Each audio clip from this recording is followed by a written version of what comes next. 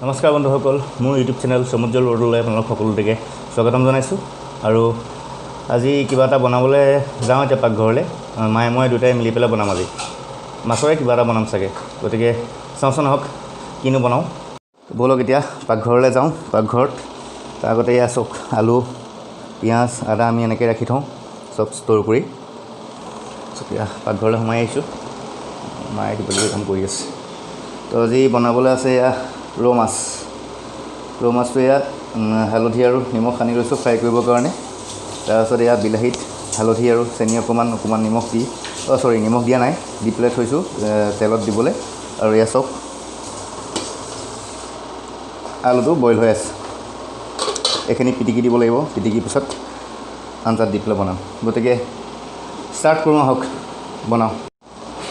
গৰম পৰিছে, ৰ'ব খানা বনি আছে। খানা খোৱাৰ আগতে অলপ জুচ খাই লৈছোঁ। প্ৰিপেৰেশ্যন চলাই আছোঁ বনাবলৈ। আজি গণেশ চতুৰ্থী হয়, তো সেইকাৰণে আমাৰ ঘৰত এতিয়া পূজাও ষ্টাৰ্ট হৈছে। এয়া আমাৰ গণেশ চতুৰ্থী পূজা এয়া আৰম্ভ হৈছে দিনৰ 1টা বজাত। ক'লোঁ পূজা আৰম্ভ কৰিবলৈ লৈছে। মই এডাল ধূপ জ্বলাই থৈ গ'লোঁ আৰু এয়া পূজা চলি আছে। গণেশ চতুৰ্থী, গণেশজীকো দেখাই দিছোঁ একদম ওচৰৰ পৰা। ঢেৰ আছে আমাৰ ইয়াত, 33 কোটি দেৱতা আছে আমাৰ। এয়া তোলে ওপৰ মহলত থাকে গণেশজী। আটাইতকৈ ওপৰত আছে এয়া হনুমানজী। টেবুলৰ ভিতৰৰ ফালে চাওঁ ক'ত কি চলি আছে। চেনিটাইজাৰটো আজিকালি ইম্পৰ্টেণ্ট বস্তু, সেইটো লাগিবই। তাৰপিছতে এয়া কাপোৰ দি থোৱা আছে, কাপোৰ ধুই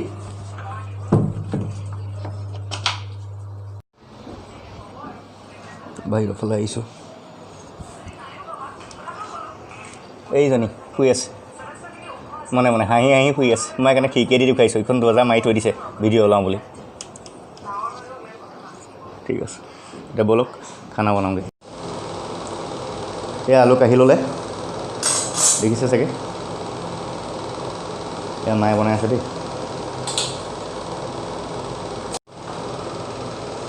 এয়া কেৰাহীত তেল দিছে, তেলটো পকালৈকে অকণমান অপেক্ষা কৰোঁ। এইয়া তেলত মাছ দি দিলে। মাছটো চাইজটো অলপ ডাঙৰকৈ কাটি আনিছোঁ কালি। দুপিচকৈ দি দিয়ে আকৌ। আহক চাওঁ দিয়া মাছ। এতিয়া ইয়াত ফ্ৰাই হ'বলৈ দিওঁ। আজি বন্ধ, শনিবাৰ, গতিকে আজি একদম চিম্পুল খানা খাম। মাছৰ টেঙা, ভাত আৰু কিবা চাটনি এটা থাকিব চাগে। বৰ বেছি এইকেইদিন জ্বলা পোৰা এইবিলাক ভজা বেছি খোৱা হৈছে, গতিকে সেইকাৰণে আজি নৰ্মেল টেঙা খাম। এই আলুখিনি অকণমান পিটিকি দিছোঁ। এতিয়া আমি ঘৰত খাম কাৰণে হাতেৰে পিটিকিছোঁ, বেলেগ মানুহক খাবলৈ মাতিলে চামুচে পিটিকি। মাছটো উলিয়াই দিওঁ নি অকণ?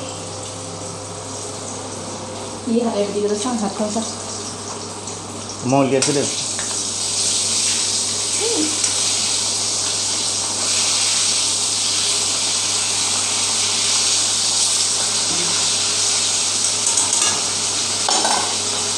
এয়া উলিয়াই দিলোঁ।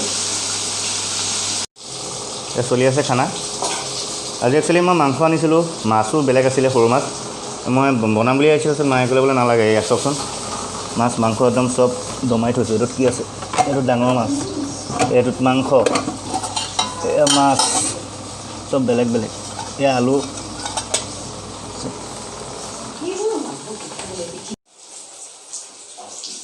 এয়া মাছ ৰেডি হৈ গৈছে আৰু এয়া পূৰা একদম ৰঙাকৈ ফ্ৰাই হৈ গৈছে।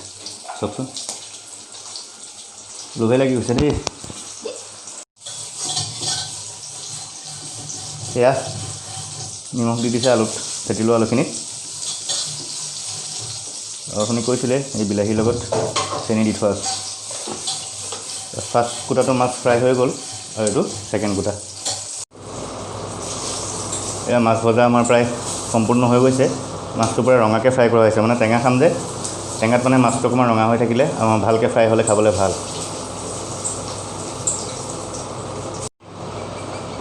মাছখিনি সম্পূৰ্ণকৈ কাঢ়ি লোৱা হ'ল গেছটো ল' ফ্লেমত দিছে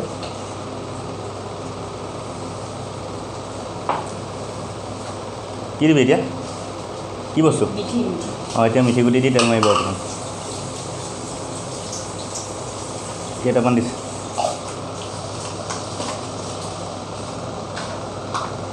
এতিয়া সেয়া সৰিয়হ দিছে সৰিয়হ ফুটাব এতিয়া ঢাক মাৰি দিব চাগে নহ'বা ফুটিব নহয়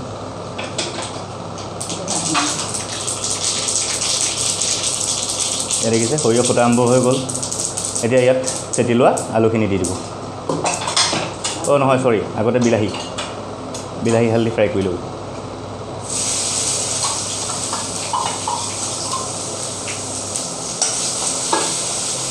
এয়া এনেদৰে 2 মিনিটমান এনেকৈ ভাজি ল'ব তাৰপিছত দিব ফেটি লোৱা আলুখিনি এয়া বিলাহী সম্পূৰ্ণ ফ্ৰাই হৈ গৈছে আৰু এতিয়া দিছে ইয়াত আলু অথনি যে ফেটি লোৱা আছিলে আলুখিনি এয়া কিমান দেৰি ভাজিবি আলু 10 মিনিট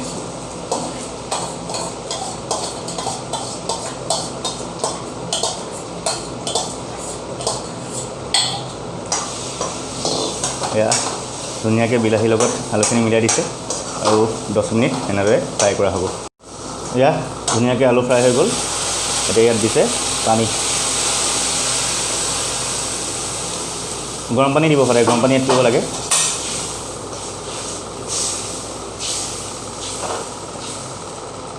এতিয়া এইখিনি অলপ উতলিব লাগিব উতলিয়া দিয়াৰ পিছত ইয়াত মাছখিনি দি দিব মাছ এতিয়া দিবি নি অঁ ঠিক আছে এয়া অকণ উতল আহিছে তো ইয়াত দি দিছে মাছখিনি দি দিছে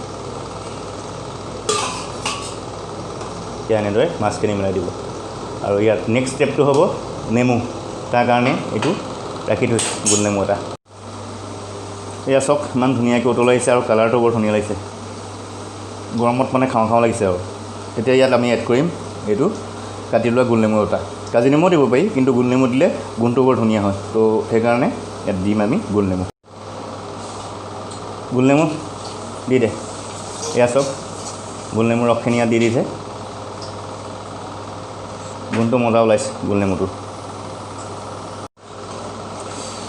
হৈ গৈছে নি এইফালে প্ৰেছাৰো দি থোৱা আছে মোক দে অকণ টেষ্ট কৰোঁ মোক দিছ নেকি দে টেষ্ট কৰি চাওঁ টেষ্ট কৰিবলৈ দিছে মই এতিয়া অকণ টেষ্ট কৰি চাওঁ কেনেকুৱা হৈছে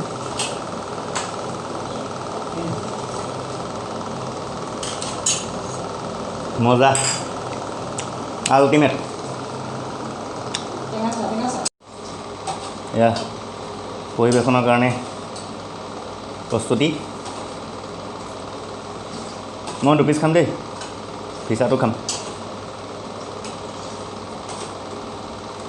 তো প্ৰায় এতিয়া আমাৰ খাবলৈ ৰেডি হৈ গৈছে যদি মোৰ আজি ৰেচিপিটো চাই আপোনালোকে ভাল পাইছে তেনেহ'লে লাইক শ্বেয়াৰ কমেণ্ট আৰু ছাবস্ক্ৰাইব কৰিবলৈ নাপাহৰিব ধন্যবাদ